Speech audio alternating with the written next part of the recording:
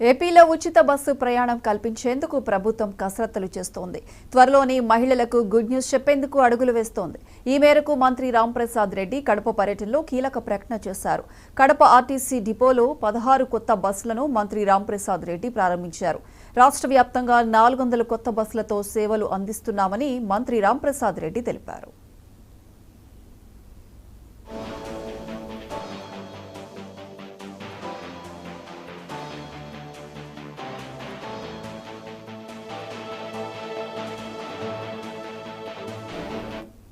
ఇక ఉచిత bus ప్రయాణంపై private వాహనదారులు, ఆటో డ్రైవర్లు అసహనం వ్యక్తం చేస్తున్నారు. ఇప్పటికే పన్నుల భారం, రోజురోజుకు పెరుగుతున్న పెట్రోల్ ధరలు, నిత్యావసర వస్తువుల ధరలతో సతమతమవుతుంటే ఆర్టీసీ బస్సుల్లో మహిళలకు ఉచిత ప్రయాణం కల్పిస్తే మా పరిస్థితి ఏంటంటూ ప్రభుత్వాన్ని ప్రశ్నిస్తున్నారు. ఏపీలో ఫ్రీ బస్ పథకంపై జరుగుతున్న చర్చనీయాంశాలను విశాఖ నుంచి మా ప్రతినిధి కిరణ్ లైవ్లో అందిస్తారు.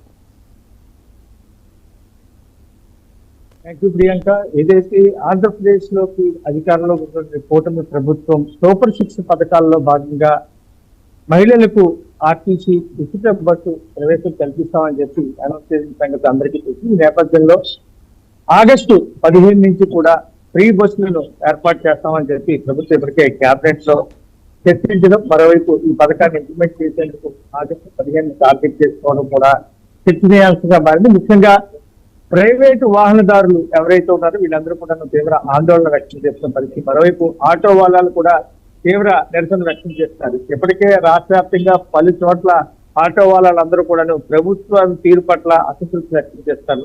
ప్రధానంగా రోజు రోజుకు పెరుగుతున్న పెట్రోల్ ధరలు, మరోవైపు నిత్యావసర వస్తువుల ధరలు, ఇంకో పక్క మనం చూసుకున్నట్టయితే ఈ పోటీ తత్వం, మరోవైపు రవాణా ఛార్జీలు కావచ్చు, రవాణా శాఖ విధిస్తున్నటువంటి పన్నుల భారము ఏదైతే రోడ్ ట్యాక్స్ కావచ్చు, లేకపోతే ఇతరత్ర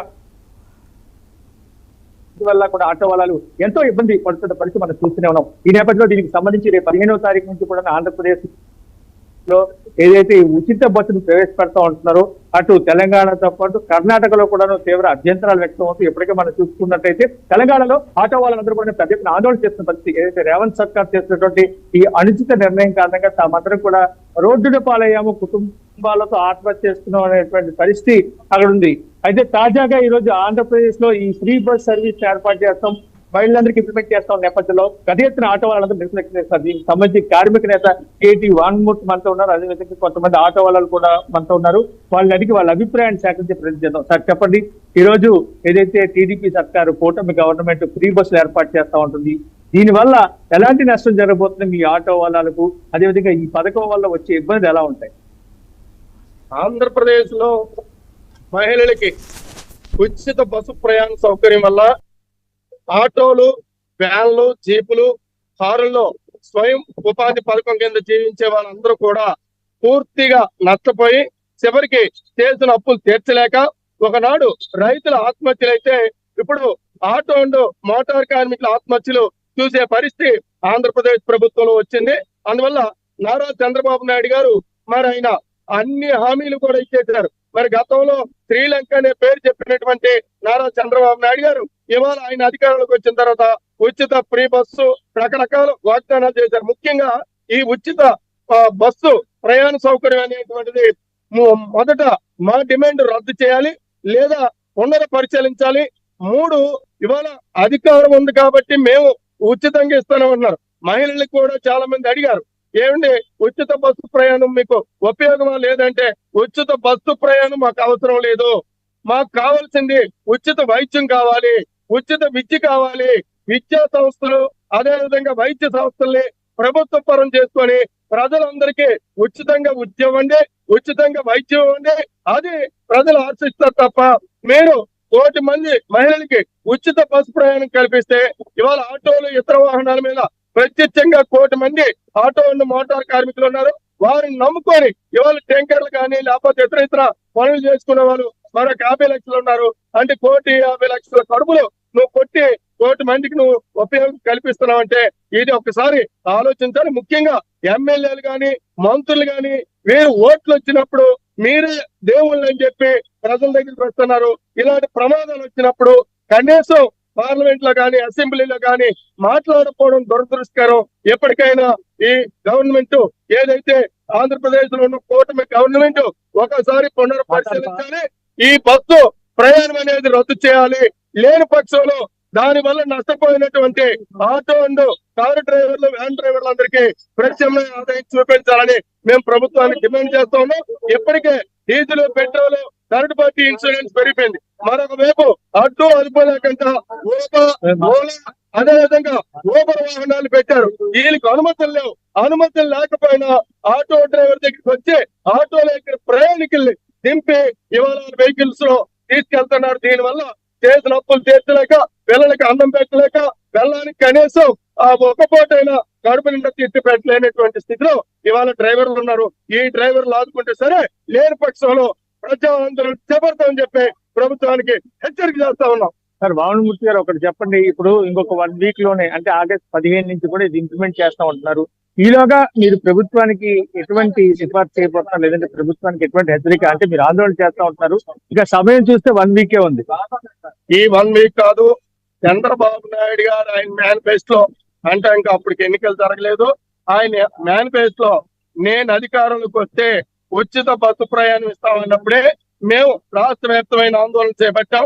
అన్నమయ్య జిల్లాలో పెట్టాం, కోనసీమ జిల్లాలో పెట్టాం, అదే విధంగా రాజమండ్రి పెట్టాం, విశాఖపట్నం పెట్టాం, విజయనగరం పెట్టాం. రేపు కూడా ఇది ఎవరైతే ఈ ఆర్టీసీ సంస్థ వారు కూడా చెప్తున్నారు, ఈ ఫ్రీ ఇవ్వడం వల్ల ఆర్టీసీ బస్సులకి నెలకి 250 కోట్ల నష్టం వస్తుంది. మీరెక్కడో తెలంగాణ, కర్ణాటకని మీరు ఎరచూసి ఇక్కడ ప్రజల్ని ఓట్ల కోసం మోసం చేయొద్దని చెప్పి వారు చెప్పారు. కాబట్టి ముఖ్యమంత్రి ఆలోచిస్తారనేటువంటి అభిప్రాయంతో మేము వెయిట్ చేస్తున్నాం. ఆయన కానీ ఆలోచించకపోతే తగిన గుణపాఠం మేము కూడా ఆందోళన రూపంలో చెప్తామని చెప్పి హెచ్చరిక చేస్తా ఉన్నాం. మీరు చెప్పండి, ఎలా అనిపిస్తుంది? ఫ్రీ బస్సుల కారణంగా ఎలాంటి ఇబ్బందులు ఎదుర్కొంటున్నారు, ఏంటి పరిస్థితి అసలు? అది ఏంటి, ఏమనుకుంటున్నారు మీరు? చెప్తామే ఏమనుకుంటున్నారు బాబు, నువ్వేమనుకుంటున్నావు? ఏమనిపిస్తుంది నీకు ఫ్రీ బస్సుల వల్ల? ఇలా చెప్పి ఏమనుకుంటున్నారు చెప్పు. చెప్పండి, మీరు చెప్పండి.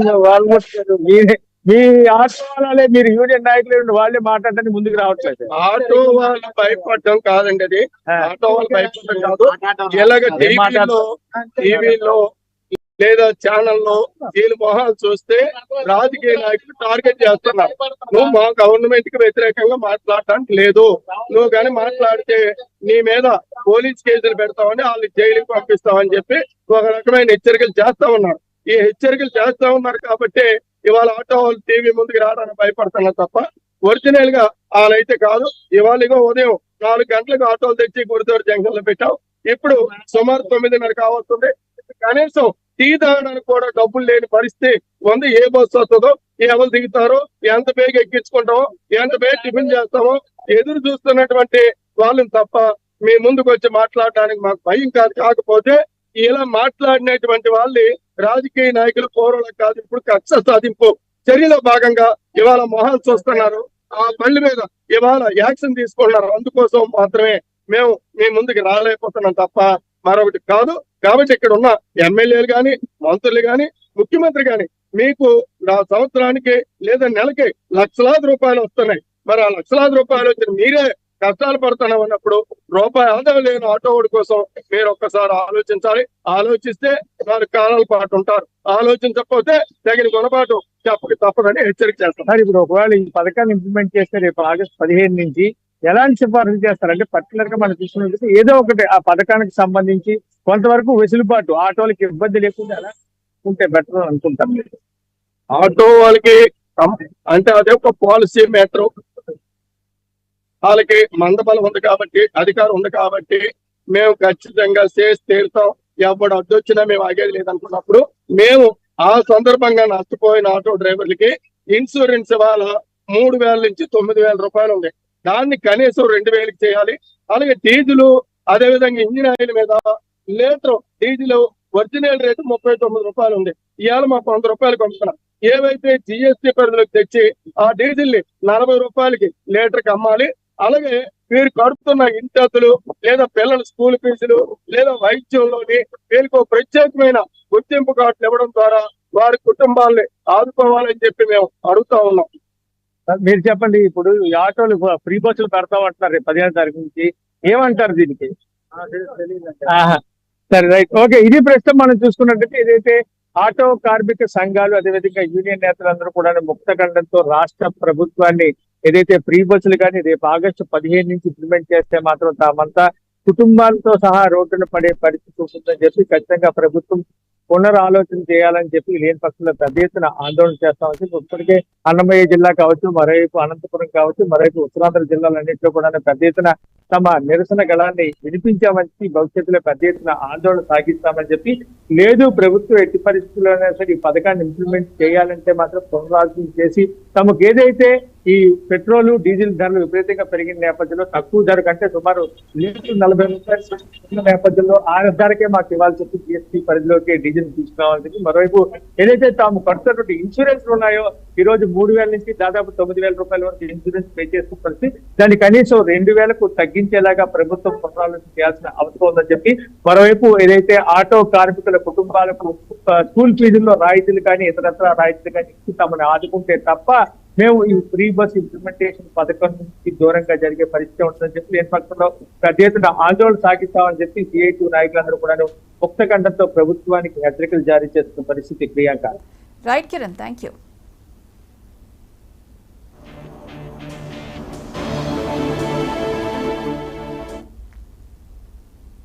ఇవాళ ముఖ్యమంత్రి చంద్రబాబు